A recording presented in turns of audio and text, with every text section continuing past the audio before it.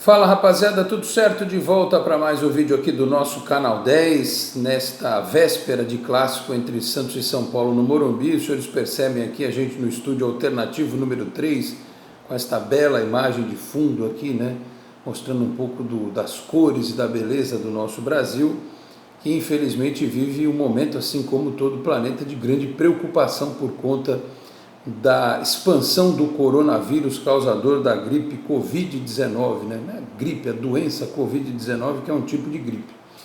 E, obviamente, esse tipo de situação tem um impacto em todo o planeta, na educação, na produção, na economia, e no esporte não é diferente. Os senhores têm acompanhado aí tudo que vem acontecendo nos campeonatos da Europa de futebol, no Mundial de Fórmula 1, nos esportes americanos, na Fórmula Indy, no basquete, enfim. E no futebol aqui do nosso estado de São Paulo não seria diferente. Então eu vou falar sobre o que muda com o fato do Santos enfrentar o São Paulo sem torcida neste sábado, 7 da noite no Morumbi, e também com mudanças, né, porque o Gesualdo Ferreira vai ter alterações forçadas na equipe para este jogo. Antes, a primeira parte aqui dos nossos recados. Você que pratica atividades físicas, mas está machucado ou sofrendo com alguma dor e que está comprometendo o seu desempenho, tem uma indicação para você, que é o atendimento fisioterapêutico personalizado com Peter Leandro e Dani Haddad. Com mais de 15 anos de atuação, eles também são especialistas no tratamento de lesões esportivas, como fraturas, entorses e também o pós-operatório. Quer voltar ao seu esporte livre de dores e com segurança? Então entre em contato agora com o Peter ou com a Dani nos telefones 13 99704 0944 ou 13 99782 7308. Ou ainda no Instagram, Peter Leandro e Dani Haddad, tá certo? Daqui a pouco mais recados aqui do Canal 10. Até para que a gente não fique num bate-papo aqui um pouco prolixo, porque afinal de contas a semana não foi das mais fáceis com essa questão aí do vírus, né? A gente já teve uma experiência com o jogo do Santos na Libertadores sem torcida, sem a nossa torcida a favor, e agora a gente vai ter a experiência do Santos em campo sem a torcida contrária. Até o Jobson estava dizendo na coletiva desta sexta-feira que ele prefere até, né, jogar com torcida contra, que tem aquela motivação da partida. Por outro lado, a gente tem que tentar entender que a pressão vai ser zero, vai ser como se fosse um jogo aqui na praia, solteiro e casado, né, só que valendo muito, é um clássico. A arbitragem não vai precisar se preocupar em ser caseira, não que ela se preocupe, mas inconscientemente isso pode acontecer. Então a arbitragem vai saber que apenas o jogo vai ser transmitido pela televisão, não vai ter pressão, não vai precisar sair com o camburão, como acontecia antigamente, se cometer qualquer problema, enfim, cometer qualquer erro, melhor dizendo. Então o Santos vai para um jogo em que o adversário basicamente será a equipe, os 11 do outro lado, né? Não vai ter pressão, não vai ter torcida, não vai ter arbitragem. Mas o Santos tem lá os problemas dele, né?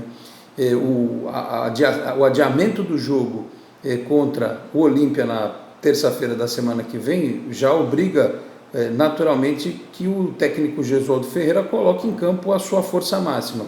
Ele só não vai fazer isso porque alguns jogadores não estão recuperados. O Sacha, por exemplo, o Marinho, que está voltando de lesão, o Caio Jorge, são jogadores que não foram relacionados para a partida, via a lista aí divulgada pelo Lucas Mussetti da Gazeta Esportiva esta noite, dando conta de que o Anderson Ceará e o Ivonei vão ter oportunidade de compor o elenco.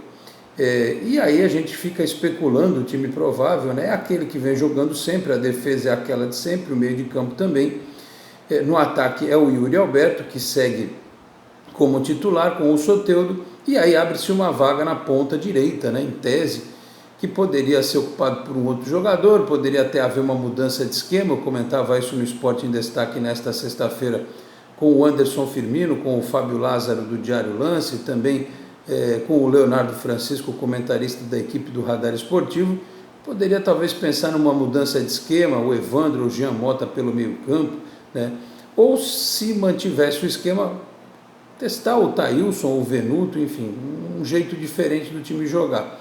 Mas como o Arthur Gomes ele tem muita moral com o Gesualdo, é ele que deve ir para o jogo mesmo contra o Tricolor, o clássico do Morumbi. Então, será uma prova para o time do Santos. Os jogos que a equipe foi bem recentemente, você vai dizer o Palmeiras, mas no segundo tempo contra o Palmeiras o time caiu. Pegou o Mirassol, pegou o Defensa, pegou o Delfim.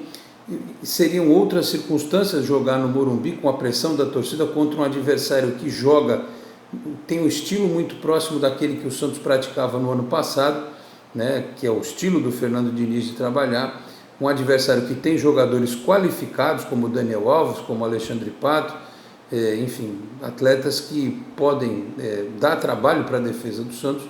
Então vamos ver qual vai ser o comportamento do time, né? Se o Santos jogar contra o São Paulo, que jogou o primeiro tempo contra o Mirassol, e com a intensidade, com a garra da partida contra o Defensa e Justiça, acho que dá para a gente imaginar que o Santos vai competir com o São Paulo, conquistar um bom resultado, uma vitória, um empate, enfim. Mas se repetir a partida contra o Delfim, por exemplo, o segundo tempo em especial, o primeiro eu ainda achei que foi razoável, o segundo foi muito ruim, a gente corre o risco de ver o Santos dar uma tropeçada no campeonato. E aí depois vamos ter mais uma semana para a partida contra o Santo André em Barueri. Não se sabe se a medida que a Federação Paulista está adotando, em consonância com as autoridades de saúde, de impedir a presença do torcedor, se isso vai se estender às próximas rodadas ou se vai haver o cancelamento do Campeonato Paulista até segunda ordem. Se os senhores forem analisar, não há datas para o Campeonato Paulista acontecer ao longo da temporada, né? Não tem como parar a competição, mas aí você tem que imaginar que tem a questão humana. Os próprios jogadores podem ficar preocupados de terem contato com os adversários, com o próprio árbitro, né? E ficarem doentes eventualmente. Alguém vai dizer assim, não, mas isso é alarmismo, é só uma gripe, né? Ainda mais atleta, é fácil de curar e coisa e tal, já escutei isso. Mas isso não é um direito que cabe a quem julga do lado de fora. Isso é um direito do ser humano que acha que a vida dele está em risco. Eu acho que deveria até caber ao atleta a condição de dizer, olha, não quero jogar, não quero entrar em campo se eu tiver medo. Se o atleta quiser, ele pode entrar em campo tranquilamente. Você vai dizer também, mas ele tem um contrato para cumprir. Claro, o contrato dele não prevê em circunstância alguma que numa situação de pandemia como essa que a gente vive, ele seja exposto a um perigo qualquer. A gente vai ter nos próximos dias aulas sendo suspensas em escolas estaduais, em universidades, gente que pode trabalhar direto de casa fazendo o chamado home office, então o jogador de futebol tem nesse aspecto o direito também de optar ou não. Eu acho muito difícil que o Campeonato Paulista pare pela questão das datas e pela questão comercial inclusive, porque se você paralisar o Campeonato Paulista tem que empurrar o Campeonato Brasileiro e aí também vai ter que, não sei, talvez mudar o regulamento do Campeonato Brasileiro com uma diminuição de datas, né? Talvez voltando uma competição eliminatória, tudo é possível, é uma grande especulação tudo que a gente fala nesse momento, mas que essa questão da saúde vai impactar diretamente no negócio do futebol, nas competições, sem dúvida. E claro, tem a questão aí de jogadores que podem se recuperar com uma parada mais extensa, times que podem treinar mais, jogadores que poderiam sair numa janela para a Europa ou para a China, que vão pensar duas vezes hoje. Eu imagino, por exemplo, que o Lucas Veríssimo, tirando o tal interesse do Atlético Mineiro, para sair do Santos, ele gostaria de ir, por exemplo, para a Itália nesse momento? Obviamente que não, mesmo para a Inglaterra, para qualquer país da Europa. Hoje a Europa é o epicentro do coronavírus, né? Jogaria na China nesse momento? Ou vamos até trazer de volta para a discussão que ele iria para Belo Horizonte, que é uma capital. A gente está perto de São Paulo, mas a grande concentração destes primeiros casos é em cidades que têm grandes aeroportos, metrópoles, né? Rio de Janeiro, São Paulo, é um pulo para daqui a pouco Belo Horizonte também está desse jeito. Não é uma questão de, fazendo alarmismo aqui, é uma questão óbvia, né? E com os meses mais frios se aproximando, a tendência é que isso piore também nos estados do sul do país, e a gente tem que pensar nisso, porque aí vai ter o Campeonato Brasileiro, vai ter viagem, os caras vão ter que ir de avião e coisa e tal, né? Então, é bom que as autoridades esportivas pensem nisso. Para a gente é muito triste, né? Eu, por exemplo, preciso aqui, né, fazer os meus vídeos no canal. Se o Santos não estiver jogando, o que a gente vai fazer? Vamos ficar jogando videogame, postando aqueles vídeos de jogos do PES e do FIFA por aqui. E analisando os bastidores, por exemplo, a tal da reunião do Conselho Deliberativo que ia causar problemas para o José Carlos Pérez com outro impeachment, já foi adiada, seria na segunda-feira, né? São muitas circunstâncias que têm que ser avaliadas. Eu estava falando do Lucas Veríssimo. Será que ele iria para uma capital agora como Belo Horizonte, ou será que é melhor ficar quieto aqui em Santos? Os jogadores pensam nisso. Será que não tem atleta lá na Europa que vai aguentar aí mais 2, 3 meses, né, que talvez não queira voltar agora? Difícil dizer. Seleções jogando é bastante complexo, bastante delicado, mas a vida do ser humano tem que estar acima de qualquer coisa. Repito, não é questão de alarmismo, não é questão de querer colocar pânico nas pessoas. O índice de letalidade da doença é muito menor do que em outras crises que nós tivemos do gênero. A febre amarela é um negócio muito mais perigoso aqui no Brasil, a dengue, enfim, tantas coisas que nós enfrentamos por aqui em termos de saúde pública, de que as pessoas lavem a mão. Mas milhões de brasileiros vivem em condições subhumanas em termos de higiene, né? De saneamento básico. As pessoas não têm nem água limpa para lavar as mãos, que dirá sabão, muitas vezes, sabonete, álcool gel. Isso é um luxo para uma parcela muito pequena da população brasileira, né? E muitos desses são os torcedores de futebol que tentam, às vezes, ir aos estádios, acompanhar seus times, enfim. É muita coisa acontecendo, né, para a gente ter essa visão egoísta apenas esportiva. É um direito que cabe às pessoas de ficarem preocupadas, né, de não colocar em risco as suas famílias, os jogadores que têm filhos pequenos, né. Eu até comentava no Esporte em Destaque, comentei na TV também, que talvez uma alternativa para minimizar o impacto seja você dividir, né, diminuir a carga de ingressos dos estádios, onde cabe 40 mil, vende 20, no caso da Vila, que hoje oficialmente tem 16 mil, vende 8 mil, abre todos os espaços por igual, sem questão de cadeira numerada, enfim, até para que as pessoas possam se acomodar no estádio de forma mais espaçada. Não sei se poderia acontecer algo do gênero, claro, desde que daqui a algum tempo a gente tenha uma condição renovada, melhor, se os casos não se confirmarem aqui na Baixada Santista, por exemplo, né? Em São Paulo a gente já tem alguns casos confirmados, mas, por exemplo, a paralisação, o impedimento dos jogos com torcida só na cidade de São Paulo e na Grande São Paulo. Nós vamos ter, por exemplo, o jogo da Portuguesa Santista neste domingo, 10 da manhã, contra o São Caetano e Eurico Mursa, com venda de ingressos. Em tese, o jogo do Santos contra o Santo André em Barueri está mantido, mas em uma semana as coisas realmente podem mudar. Então é isso. Um vídeo, infelizmente, que a gente tem que falar de um assunto bastante complexo. Semanas muito difíceis para a gente aqui na Baixada Santista, jornalistas que têm acompanhado muita coisa. Aliás, desde o começo do ano, vocês vão lembrar do elevador que caiu, né? Na época do Réveillon, aqui na Vila Belmiro, no bairro da Vila Belmiro, aqui perto, né, de onde eu estou agora. A tragédia das chuvas, de tantas e tantas pessoas mortas e desaparecidas, esse negócio mundial do coronavírus, o impacto que tem na nossa economia aqui, né, não só na nossa região, mas no estado de São Paulo, no Brasil, e impactando também diretamente a nossa paixão principal em termos de entretenimento, que é o futebol. Então, meus caros, é isso. A gente vai torcendo aqui para que as medidas sejam tomadas, para que as pessoas que ficarem doentes possam se recuperar, e com fé em Deus que não tenhamos nenhuma morte, né? Que todos possam se recuperar aqui no Brasil.